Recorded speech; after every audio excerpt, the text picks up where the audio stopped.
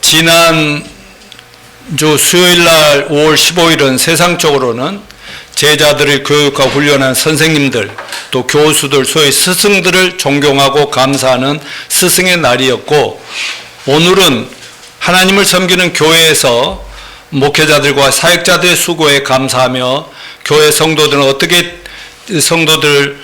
어떻게 목회자들 대해야 되는가 하는 것을 배우는 교육자 주일입니다. 왜 교회에서 이런 주일이 필요한가를 묵상해 보니까 교회에서는 교육자 주일 예배를 드리면서 목회자들에 대한 성도들의 책임과 또 목회자들의 교회에서 위치와 역할이 무엇인가를 가르치는 교회가 있어야 된다고 생각해서 교회들에서 이런 교육자 주일 예배를 드리는 것이라고 믿습니다. 물론 성경에서는 목회자들 가르치는 선생으로도 언급되고 있기 때문에 스승의 날과 교육자 주일을 한 주간 내에 같이 이렇게 행사하는 겁니다. 특별히 요즘처럼 목회자들의 위상이 땅에 많이 추락하고 언론을 통해 비난 기사가 많이 나오는 때 오늘 함께 봉독한 본문 말씀을 중심으로 하나님이 세우신 목회자들의 권위에 존중과 순종이 축복의 비결이란 제목으로 올바른 목회자상과 성도의 올바른 관계를 설교할 때, 이런 설교는 1년에 딱 한 번 교육하는 시간이니까 잘 들어야 되겠죠. 잘 듣고 깨달아 잘 적용해서 모두 하나님이 약속하신 큰 축복을 마음껏 누리는 목회자 성도들이 되시기를 축원합니다. 먼저 하나님이 정해주신 목회자와 성도 간의 관계에 대해서 알아보도록 하겠습니다. 자, 첫째는 목회자는 성도를 위해 하나님 세우신 권세자들임을 알자 하는 것입니다. 오늘 본문 로마 13장 1절로 2절 4절까지 같이 한번 읽어볼까요? 시작. 각 사람은 위에 있는 권세들에 복종하라. 권세는 하나님으로부터 나지 않음이 없나니 모든 권세는 다 하나님의 정하신 바라. 그러므로 권세를 거스린 자는 하나님의 멍을 거스리는 자들은 심판을 자초하리라. 다스린 자들은 선한 일에 두려움이 되지 않고 악한 일에 대하여 대나니 내가 권세를 두려워하지 아니하려니 선을 행하라. 그리하면 그의 칭찬을 받아야. 4절 같이 그는 하나님의 사역자가 돼 내게 선을 베푸는 자니라. 아멘. 여러분, 하나님은 질서의 하나님이십니다. 또 우리가 나중 가서 살아야 될 천국이나 이 땅의 천국인 교회는 질서의 세계가 아니라 무질서의 세계가 아니라 질서와 평화로운 아름다운 세계입니다. 그러므로 하나님은 하나님을 믿는 가정과 교회와 모든 공동체가 평화롭고 질서 정연한 아름답고 건강한 공동체가 되길 간절히 바라십니다. 그러므로 하나님께서는 가정과 교회, 국가, 모든 조직과 단체, 공동체 질서를 위해 권위자, 권세자를 세워 놓으셨습니다. 오늘 하나님이 권세를 주셨다, 권위다 했는데 이거 영어로 authority라고 하고 또 다른 권세다 할 때 권력이라는 의미로 파워라고도 합니다. 그러니까 다스리는 위치, 공동체를 다스리고 인도하도록 하나님 세우신 지위나 위치를 authority, 권위다, 또 권세다 이렇게 말을 합니다. 주께서는 육신의 부모의 권위를 통해서 당신의 자녀들을 낳고 양육하고 돌보고 성장시켜 나가고 계심 같이 교회 공동체의 목회자라고 하는 영적 권위자를 통해서 당신의 자녀들을 구원하고 그들을 양육하고 훈련하고 돌보고 인도하여 이 타락한 세상 가운데 거룩한 하나님의 나라를 세워나가게 하신 것입니다.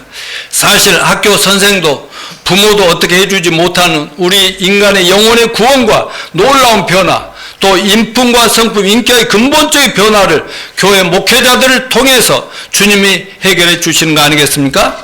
부모와 자녀를 낳아 가정을 이루듯이 목회자들을 통해 하나님의 자녀들을 복음 전도를 통해 거듭나게 하시고 또 그들의 영적 성숙과 성장을 위해 성경 말씀을 가르치고 교회 공동체를 이루어 가십니다. 가정에서는 부모라는 권위가 있습니다.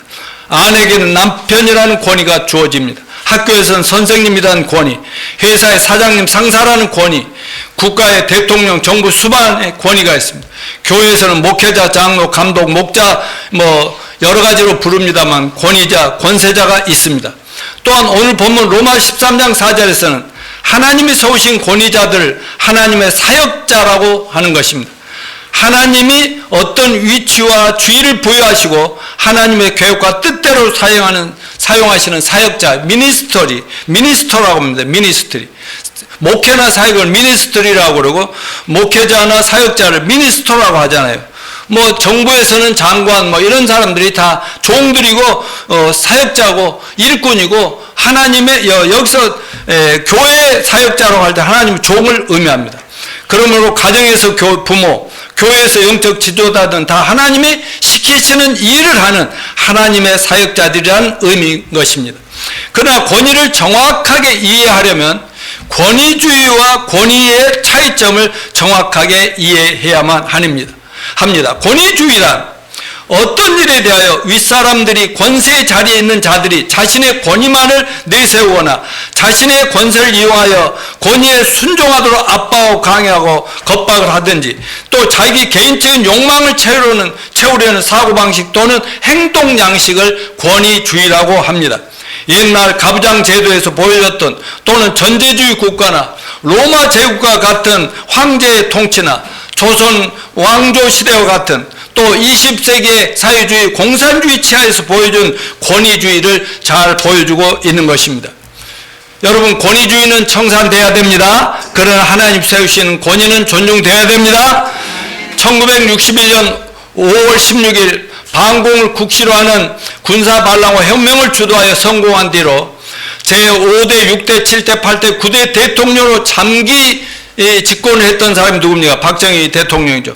그가 1979년 10월 26일 박정희 대통령의 부하 김재규 중령부장으로부터 암살당하면서 1979년 12월 12일 전두환 장군을 중심으로 한 군 장성들의 사조직인 하나의 멤버들에 의해 시작된 군사혁명과 군사독재 정권의 시작을 반대하는 광주 시민들의 데모를 공산주의대 반란이라고 하면서 저들 진압해야 하던 명분으로 광주 사태를 일으켜가지고 국가 권력을 장악하여 군부독재 정권을 만들었을 때 얼마나 많은 애매한 광주 시민들이 죽음을 당했습니까? 박정희 군사독재 정권이 시작되었다가 망한 전두환 군사독재 정권이 바로 권위주의 정부라고 할 수 있는데, 그러다가 80년대 초부터 권위주의 청산이라는 말이 등장하게 되었습니다. 과거 왕권 시대에는 막강한 국가가 군대의 힘으로 해방 이후 들어서는 강한 국가 권력으로 군대를 동원하여 총칼로 백성들을 억압하고 심지어 죽이기까지 하면서 무조건 복종을 강요하던 군부 독재 정권이 무너지면서 권위주의 청산이라는 말이 민주화 운동의 핵심 가치가 되었던 것입니다. 권위주의라는 말은 진정한 권위가 상실됐기 때문에 생긴 말입니다. 참다운 권위를 잃어버리면 의도적인 권위를 사람들이 행사하려고 합니다. 여기서 권위주의가 나오는 것입니다.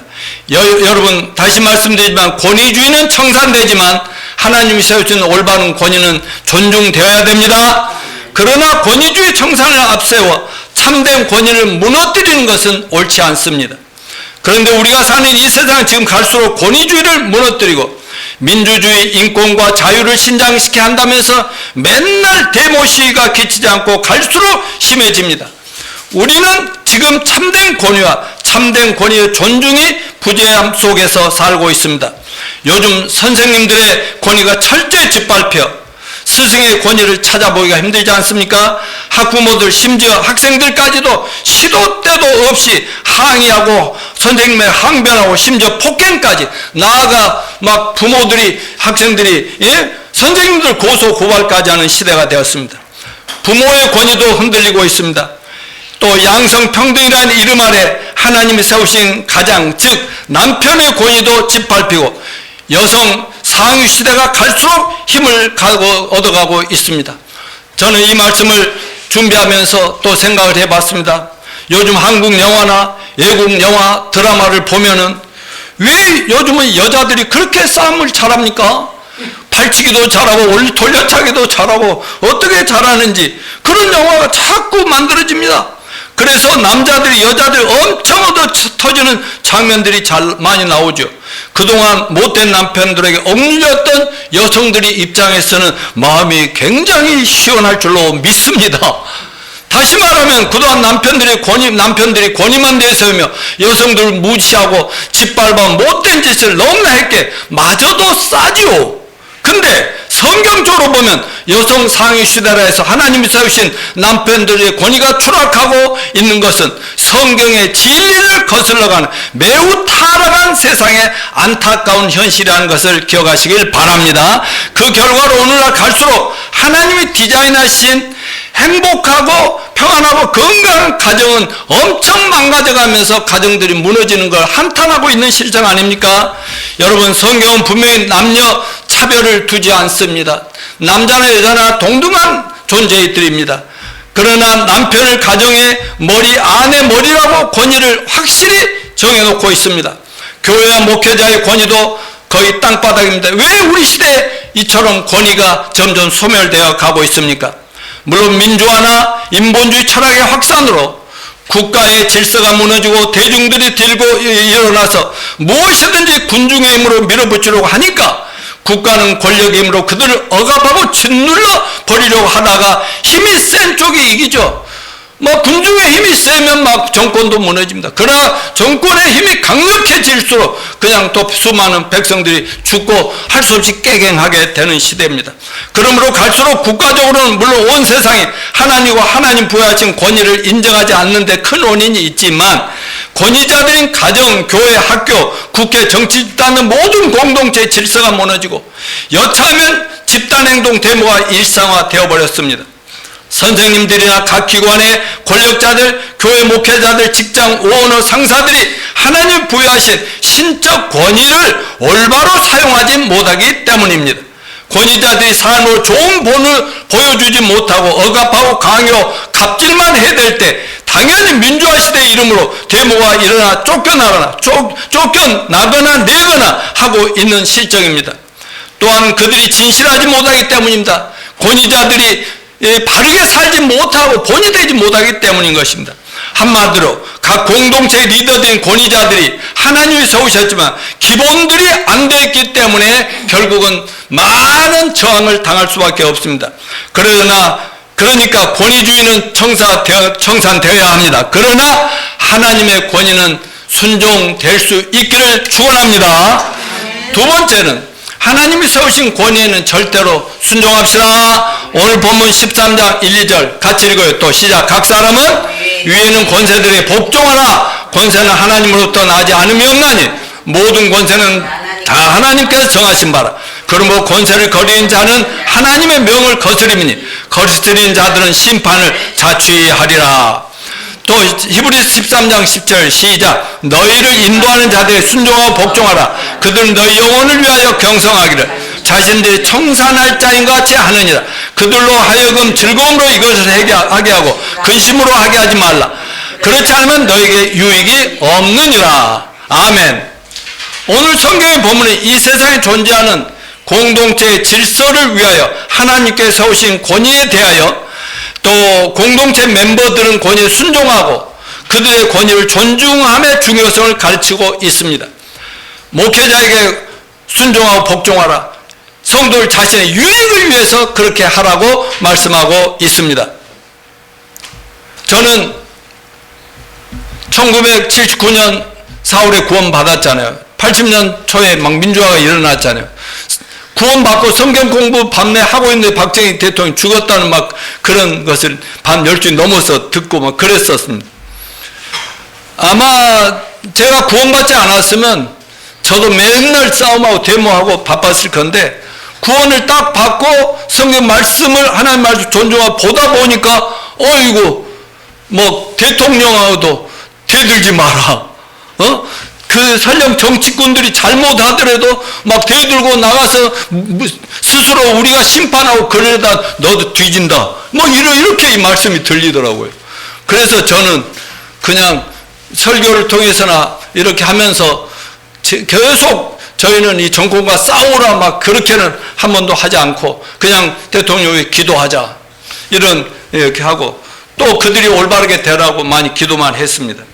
여러분 가정에서는 자녀들이 부모의 권위에 순종해야 함을 또 아내가 남편의 권위에 순종함을 배우고 실천해야 됩니다. 교회에서는 하나님 세우신 영적 권위자 목회자들 그리고 교회를 섬기는 영적 지도자 사역자 목자들에게 성도들이 순종해야 맞습니다. 학교에서는 학생들이 스승님을 존경하고 스승에 순종해야 됩니다. 직장에서 직원들은 사장님, 상관들 존경하고 순종해야 합니다. 이사님, 부하들이 순종 잘 합니까? 순종 안 하면 갈구십시오. 그렇게 못된 갈구는 그런 그 사람 되면 안 된다.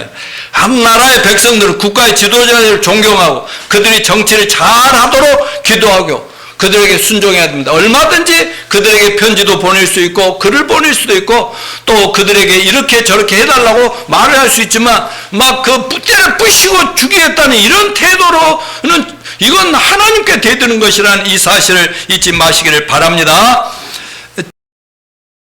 설교했듯이 아무리 못된 부모님, 부족한 부모들이라 해도 하나님이 주신 내 부모에게 그런 부모라도 내게 내려주신 하나님이 공경하고 순종하라고 하니까 존중해야지. 자꾸 거기다 삿대질하고 막 처리하려고 그러고 때리고 이렇게 되면 절대 반항하면 안 된다는 의미와 같습니다. 그러면 우리는 오늘 본문 메시지를 통해서 가정에서 하나님이 허락하신 권위들이 세워지고 교회에서 목회자들의 권위가 세워질 때 공동체의 질서와 평화가 유지됨을 알게 될 것입니다. 다시 한번 강조하지만 하나님은 우리 믿는 그리스도인들이 하나님이 세우신 공동체의 권위자들에 순종할 때 축복된 삶을 살 수 있게 된다는 사실을 믿읍시다. 그러나 불순종하면 어떻게 된다고요? 심판을 자취하리라. 로마 13장 12절 같이 읽습니다. 시작. 그러므로 권세를 거스리는 자는 하나님 명을 거스리는 자는 심판을 자취하리라. 그러니까요, 이 모든 정치가들이나 권세자들이 영적으로 하나님 앞에 올바른 사람이 아닐 수 있어요. 그런데 하나님은 정말 하나님의 종이 아닌데도 막 왕을 세울 수 있고 황제로 허락하십니다. 허락을 해. 하나님이 그런 사람을 이스라엘 나라에도 아주 못된 왕들이 세워져요. 그런데요, 하나님이 잘못하면 그들을 심판하는데 백성들이 들고 일어나며 이 악한 사람들은요, 자기가 가진 권력을 가지고 얼마든지 때려 부시고 죽이고 해놓고도 자기는 할 일을 했다고 나라와 국가를 지키기 위해서 했다고 이렇게 큰소리치게 돼 있다는 것입니다. 그러니까 결국 당하는 것 힘없는 백성이 당한다는 의미입니다. 그래서 하나님은 그래도 자기 백성들을 사랑하시기 연약한 자들을 보호하기 위해서 제발 못된 정치가들이나 못된 혹시 그 직장의 상사들이나 못된 그 권위자들이 있다 할지라도 그들을 존중하고 순종하고 정 안 되면 복종이라도 해라. 안 되는 거 강제로 억지로라도 복종이라도 하라. 이렇게 우리에게 가르치고 있는데 우리 순종합시다.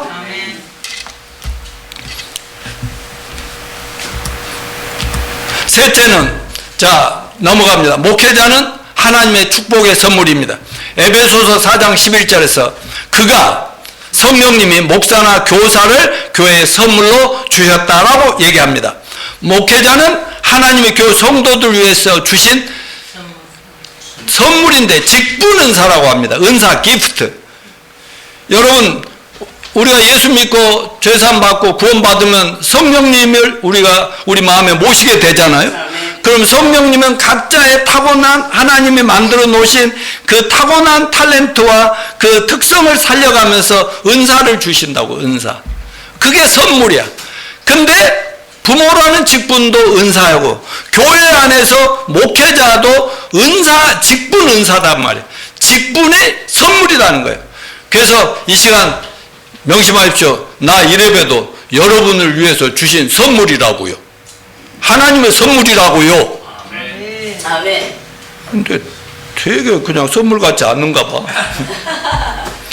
장로, 안수입사, 또 요즘은 교회가 이렇게 성장해 가고 하면서 소그룹 리더, 목자들도 다 훈련받아서 하나님이 목사를 세우시더니 목사들이 또 하나님의 허락을 받아서 여러분 그 지도자들, 권사, 다 세운 거 아니겠습니까? 그러니까 전부 선물이라는 걸 아시고 감사하면서 목회자들 위해 사역자들 위해서 기도하시는 저와 여러분이 되시기를 바랍니다. 교회가 하나님의 가족 공동체란 목회자는 영적 아비요 성도는 자녀들과 같아요. 사도 바울은 디모데라는 제자에게 자꾸 내 아들아 나들아 복음으로 내가 너를 낳았다 그렇게 얘기하고 있어요. 그래서 제가 구원받고 맨 먼저 애를 하나 낳았거든요. 우리 오라니 주라마 그 하늘이 말고요. 구원을 받자마자 맨 먼저 딸을 하나 낳았는데 누군 줄 아세요? 우리 전정자 사모님이에요. 그러니까 내가 평생토록 그냥 자식 키우듯이 지금도 이렇게 섬기고 있고 또 그렇게 자기를 영적으로 낳아줬다고 지금까지 부족한 남편이지만 이렇게 모시고 끝까지 도와주고 힘이 돼주니 할렐루야 감사할 뿐입니다. 그런데 교회가 건강하게 잘 자라나려면 성도들이 목회자나 교회 세워진 목자님들 하나님이 나와 내 가정을 위하여 주신 축복의 선물임을 깨닫고 귀중하게 여겨야 되는 것입니다.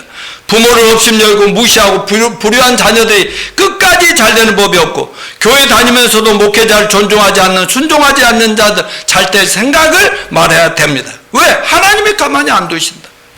또한 하나님의 가족 공동체인 교회가 건강하게 자라는 것을 보기 원하면 하나님이 세우신 영적인 지도자를 영적인 부모처럼 순종하며 잘 섬길 줄 아시길 바랍니다. 제가 가끔 이렇게 약국에 사모님 데리러 저녁에 가면요 이렇게 그 건물 주변에서 내가 한 번도 본 적이 잘 모르는 젊은 남자나 젊은 처녀들 이렇게 웃으면서 싹 인사를 해요. 그래서 예 하고 지나치다가 한번 물어봐요. 누구시죠? 그랬더니 저기 여기서 일하는 사람이라든가 그 빌딩에서 또 뭐 약국을 왔다 간다든가 그러면서 제가 그 남편이고 그런 걸 알았나 봐요. 그런데 그 친절하게 말대꾸하고 인사하고 그런 걸 보면서 제가 뭘 생각하냐면 참 가정교육이 잘 되었나 보다. 언제 한번 만나면 물어보려고 그래요. 교회 다니나? 아니면 그 가정이 다 예수 믿나? 왜냐하면 가정교육이 안 됐으면 누구야 하고 싹 뭐 번치하고 지나다닐 텐데 그런 모습 하나에서도 벌써 가정교육까지 이렇게 생각이 미치는 것이 이니까 어떻게 해야 되겠냐 이 말입니다. 학부모들이 학교 선생님을 존중하지 않고 함부로 대하고 성도들이 목회자들 귀한 줄 모르고 함부로 대하면 우리 자녀들과 또 우리들이 하나님을 축복해서 멀어지는 불행한 일이라는 이 사실을 잊지 마시길 바랍니다. 네 번째, 목회자는 교사이며 훈련자이다. 오늘 본문에서 에베소 4장 11, 12절 같이 읽어볼까요? 그가 어떤 사람은 사도로, 어떤 사람은 선지자로, 어떤 사람은 복음 전하는 자로, 어떤 사람은 목사와 교사로 삼으셨으니 이는 성도를 온전하게 하여 봉사일을 하게 하며 그리스도의 몸을 세우려 하십니다. 오늘 또 로마 13장 4절 그는 하나님의 사역자가 되어 내게 선을 베푸는 자니라. 목회자는 설교자, 성경 교사로서의 부름이 있었어요. 하나님 말씀을 선포하고 가르치는 역할을 합니다. 복음 전도자로 세워졌어요. 영혼구원과 제자 양성의 역할을 주셨어요. 그러니까 목회자는 돌보고 섬기고 하지만 그 교사라는 가르침의 역할이 분명히 있다는 거죠. 디모데후서 1장 11절 내가 이 복음을 위하여 선포자와 사도와 교사로 세우심을 입었노라. 사도 바울도 그렇게 얘기합니다. 결국 목회자들과 교회 지도자들은 주님의 몸된 교회를 잘 세우도록 하나님의 교회 주신 영적 스승이요 선택하신 사역자들입니다. 사역자는 하나님의 보내심을 받은 일꾼이라고 말씀드렸습니다. 하나님은 사람을 통해서 일하시는데 목회자는 성도들을 위한 하나님의 심부름꾼, 하늘의 대사, 하나님의 일꾼, 하나님의 종, 사역자라고 이렇게 부릅니다. 자, 그럼 목회자의 역할, 영적 훈련자, 교사로서 역할이 뭐냐? 먼저 첫째, 구원의 복음을 선포하여 영혼을 구원하는 일. 이게 교회 사역의 시작은 목회의 가장 중요한 본질이고 기본이라고 믿습니다. 이것이 안 된 사람들 아무리 많이 모아놓고 아무리 오래도록 설교하고 성경을 가르쳐도 머리에 지식만 늘어나지 결코 영적으로 성숙하거나 변화되지 않고 형식적으로 외식적으로는 기독교인의 행세를 하지만 속을 들여다보면 완전히 그 죄악이 가득 찬 그런 부패한 죄인일 뿐인 것을 압시다. 그래서 목회자나 목자들은 하나님을 보내주시고 맡겨주신 성도들은 한 사람씩이라도 구원이라고 하는 기본부터 잘 갖춰줘야만 하는 것입니다. 그걸 갖춰주지 못하면 목사 역할 제대로 한 것도 아니고 목회에 실패하는 것입니다. 그래서 예수님도 경고했어요. 나더러 주여 주여 하는 자마다 다 천국에 들어갈 것이 아니요 나더러 있어 주여 내가 선지자입니다. 주여 내가 주의 이름으로 귀신을 쫓아냈습니다. 주여 내가 주의 이름으로 주님을 위해서 엄청난 큰 일을 많이 했지 않습니까? 해도 이놈들아 난 너를 도무지 알지 못하니 나에게 떠나 지옥으로 가버려 이렇게 했다고 경고했지 않습니까?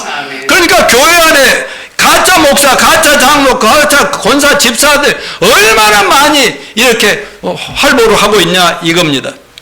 우리 교회에서 목사인 나나 여러분들이 우리 교회 오는 모든 성도들이 갖춰줘야 될 구원은 먼저 죄사함과 친의입니다. 아멘. 그러니까 예수를 믿었으면 죄사함에 죄로부터 완전 자유롭게 해주지 못하면 그 아직도 뭔가 잘못 가르치고 있다 그겁니다. 거듭남입니다.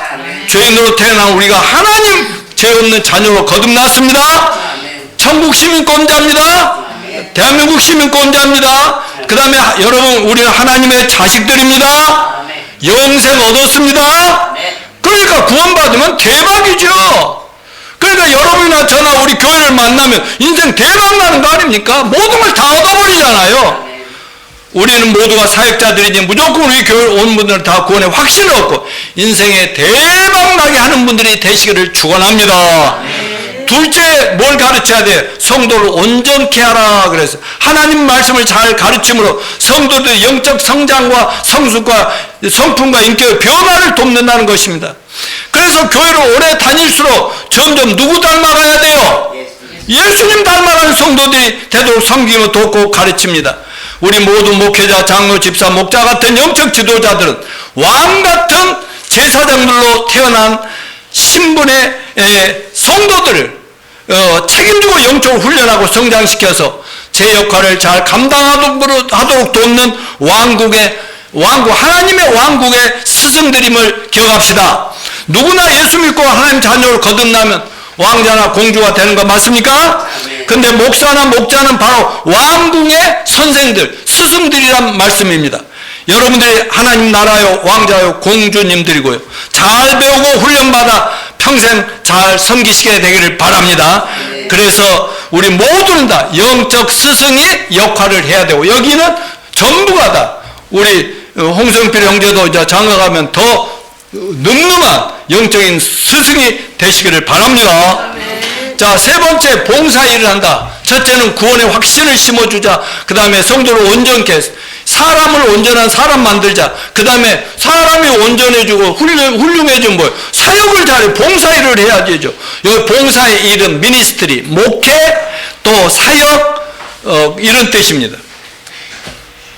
하나님이 원하시고 기뻐하시는 선한 일인데 목회자들 모든 성도들 선한 일에 헌신하는 사역자들이 되도록 그들에게 인격과 사역을 잘 가르쳐 훈련하고 다듬어 줘야 한다는 뜻입니다.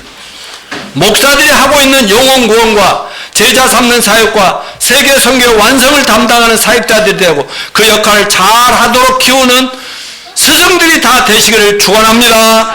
결국 교회에서 목회자들이 성도들이 설교하고 성경을 가르치는 이유는 바로 모든 예수 믿는 성도들이 하나님과 교회 이웃을 위해 선한 일을 하도록 양육하고 훈련하는 것입니다. 그래서 저는 했던 말 또 하고 또 하고 할 얘기가 없어서가 아니라 하는 게 뭐냐, 여기 있는 모든 분들이 아주 귀가 닳도록 듣고 들어서 나중에라도 반드시 목사의 역할을 다 감당하게 되기를 바라서 하는 것임을 잊지 마시길 바랍니다. 지금 우리 로빈이 소유는 지금부터 벌써 훈련 받고 있잖아요. 예. 자, 저렇게 봉사자들이 되는 겁니다. 네 번째, 그리스도 몸을 세우려 하십니다. 여러분, 교회를 세운다는 것은 건물이 아니라고 했어요. 지역교회뿐만 아니라 이 땅에 하나님 나라를 건설한 모든 선교활동을 포함하고 있습니다. 하나님의 일은 영적으로 성숙한 제자들에 의하여 이루어집니다. 그러므로 목회자의 가장 중요한 역할이 교회 안팎에 잃어버린 영혼들을 주에서 구원하고 하나님의 자녀들 말씀으로 잘 양육하고 훈련해서 인격적인 성품의 변화를 가져오고, 그리고 결국은 선한 일, 하나님이 맡겨주신 사역을, 목회자들의 사역을 평신도들도 다 같이 잘 감당하도록 이렇게 하도록 하는 것이 역할입니다. 우리가 코치하고 감독하는 것입니다. 또 교회 안에서 성경만 가르칩니까? 성경 가르치다면 가정사, 부부생활, 자녀교회는 어떻게, 인간관계는 어떻게, 재정은 어떻게 다루고, 모든 삶의 영역에서 예수님의 아름답고 선한 모습을 보여줄 수 있는 이런 것들을 가르치는 목회자, 사역자들이 되어야 한다는 말씀인 것입니다. 우리 모두 교회와 목회자들 통해 지금까지 여기까지 성숙하게 변화되어 왔듯이 앞으로도 계속 영적으로 계속 성숙하며 성장해 가면서 선한 일꾼들이 됩시다. 성도들이 영적으로 성장하지 아니하면요 어떻게 되니까? 에베소서 13장 14절 한번 읽어볼까요? 이는 우리가 이제부터 어린아이가 되지 아니하여 예. 제가 읽겠습니다. 어린아이 되지 않은 사람의 속임수와 간사한 유혹에 빠져 온갖 교훈의 풍조에 밀려 요동하지 않게 하려 함이라. 여러분, 어린아이가 된다는 것은 말이죠, 아무리 어른들이라도 영적으로 성숙하지 않으면 어리석고 유치한 어린아이 같은 어른들이 됩니다. 이걸 성인아이다, 그렇게 심리학에서 상담학에서 얘기하는데, 오늘날 교회 안에 성인아이들이 참 많습니다. 성인 아이들의 문제가 뭐냐? 맨날 투정 부리고 불만하고 원망하고 싸우고 난리를 피우는데 앞장섭니다. 교회 안에는 또 어른들이, 어른 아이들이 많은 교회는 아무리 사람이 많이 모여도 항상 분열하고 다투고 안정감이 없이 요동침이 특징입니다. 어린아이의 특징은 첫째 뭐라고 해서 사람의 개울술 때문에 시험에 든다. 사람의 간사한 속임수에 미혹에 빠진다는 거예요. 괴상한 말 한마디 삐딱이 되어서 목사와 대립각을 세우기도 하고요. 그러면서 시험에 빠져 허우적거립니다. 떠나거나 해치고 또 이단 사이비에 빠져버리고 맙니다. 진리의 말씀을 확실하게 붙들고 믿음으로 살아가면 그따위 세상에 괴상한 꼬임이나 속임수에 삐딱이게 지거나 흔들리거나 요동치는 일은 절대로 없을 거 아니겠습니까? 자, 두 번째, 간사한 유혹에 빠진다. 그 결과로 모든 세상 교훈의 풍조에 빠져버린다 그랬어요. 여러분, 세상 풍조에 빠져 이기적이고 자기중심적이고 물질주의고 태폐주의고 쾌락주의, 세속주의에 빠져서 신앙도 교회, 성경, 하나님 이런 모든 게 액세서리 정도로 생각하지 그것이 전부가 못 되는 것입니다. 예배와 교회 훈련 모임, 교회 봉사, 사역들의 즐거움이 아니라 짐으로 느껴진다면 어린아이처럼 간사한 영적 속임수나 사탄과 세상의 속임수에 빠진 것을 알 수 있고, 그런 사람들은 교회만 떠나가면 세속에 빠져서 세상과 똑같이 돼버린다는 것이죠. 성경의 예언들과 요한계시록을 보면 말세지만의 특징이 뭡니까? 디모데후서 3장 1절 보면 말세에는 고통하는 때가 이른다면서 사탄 마귀의 게임에 빠져 하나님 사랑보다도 자기 사랑, 돈 사랑, 쾌락 사랑, 세상 사랑에 빠져 온 세상이 멸망으로 고통으로 빠진다고 이렇게 예언하고 있습니다. 또 영적 어린아이들은 신앙의 요동이 심합니다. 그냥 결론을 맺겠습니다. 하나님을 떠난 이 세상 갈수록 점점 인본주의, 자유주의, 인권주의, 민주주의, 요즘 최첨단 산업사회, AI 시대 등 시대의 변화는 미명하네 온갖 이념과 인본주의 이념과 사상들로 인해서 점점 하나님과 관계가 멀어지고 있습니다. 그럼 더욱 타락하고 부패해가고 있습니다. 그러다 보니 하나님 세우신 권위가 전 세계 모든 국가 공동체로부터 가정, 학교 모든 분야의 교회까지 하나님과 하나님 세운 권위들을 인정하지 않고 무시하고 불순종함으로써 하나님을 거스르며 하나님께 불복하고 있습니다. 그 결과 가정이든 교회든 국가든 이 세상이 점점 엉망진창 어수선한 분위기가 되고 있다는 것을 우리가 예리하게 봐야 됩니다. 여차하면 거리로 수많은 파들 몰려 무질서의 세상에 되어 나가고 있고, 그러다 보니 힘있는 권위자들은 권위주의를 강화하면서 자신들이 가진 권력을 휘두르니 점점 세상은 무속하는 세상 되는 거 아닙니까? 이러다 보면 나중에 교회가 다 하늘로 들림받고 휴거되고 나면 온 세상에 난리탈 때 적그리스도가 짠 등장하면서 내가 너희들의 안전과 평화와 번영을 생활을 책임져 주겠다 하면서 등장하는데, 신도 아니니 인간이 악마의 악귀가 들어간 그 인간이 아주 멋진 평화의 사도처럼 등장해가지고, 정치가처럼 등장해가지고 많은 사람들이 자기에게 숭배하게 만들고, 그러면서 하나님은 없고 예수는 완전히 짓밟아버리는 그런 시대, 결국은 하나님이 그들을 심판해서 다 멸망을 당하는 게 인류 종말이 점점 가까이 오고 있다는 이 사실, 이 모든 시대 변화의 흐름과 보면서 여러분 연결시켜 이해하시기를 바랍니다. 그러나 우리는 세상이 뭐라든 성경의 진리, 하나님 말씀에만 순종함으로 하나님이 우리를 끝까지 지키시고 축복하시고 세상을 구원하는 데 사용하실 수 있는 교회와 성도들이 되시기를 바랍니다. 자, 그러면 이제 지금까지 성도들의 그 자세를 얘기했다면, 우리 목회자들은 사역자들은 어떤 자세? 간단하게 두 가지만 짚겠습니다. 예수님을 본받아 선한 목자들이 됩시다. 마가복음 10장 45절 시작. 인자가 온 것은 섬김을 받으려 함이 아니라 도리어 섬기려 하고 자기 목숨을 많은 사람 대속물로 주려 합니다. 요한복음 10장 11절 나는 선한 목자라, 선한 목자는 양들을 위하여 목숨을 버리거니와. 여러분, 선한 목자는 섬김과 희생과 섬김, 예수님을 모습을 본받자. 그게 저의 평생의 모델 말씀이고, 또 여러분 모두가 이 말씀을 가슴에 새기면서 아무리 여러분이 어른이 되고 성숙하고 성장해 가도 더 낮아져서 섬기고 희생하는 저와 여러분이 되시기를 축원합니다. 그리고 선한 목자의 본을 보입시다.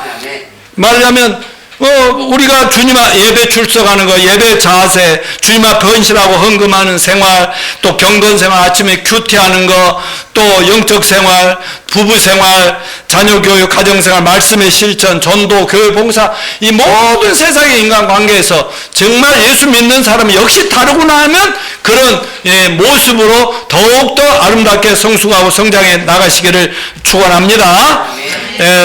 또 두 가지, 아니라 한 가지만 더 얘기하면, 무엇보다 말씀의 전문가들이 됩시다.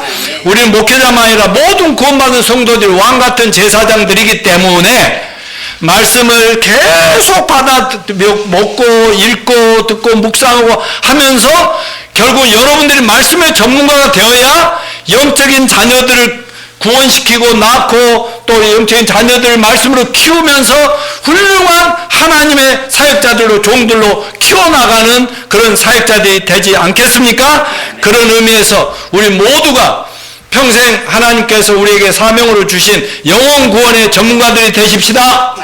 또 한 영혼을 구원받으면 영적으로 성숙에 끝까지 책임지고 여러분 이상의 훌륭한 사역자를 키워내는 사역자들이 되시길 축원합니다. 그리고 그들이 여러분이 해왔던 것처럼 교회를 잘 봉사하고 가정을 잘 봉사하고 나라와 민족, 세상을 잘 섬김으로 온 세상에 예수님을 증거하는 그런 훌륭한 사역자들이 되는데 모범을 보이시기를 축원합니다.